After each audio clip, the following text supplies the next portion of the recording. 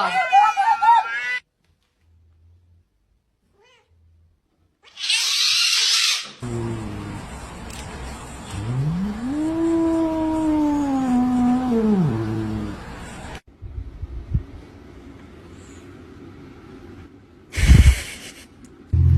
sweet baby. You don't have a home, do you?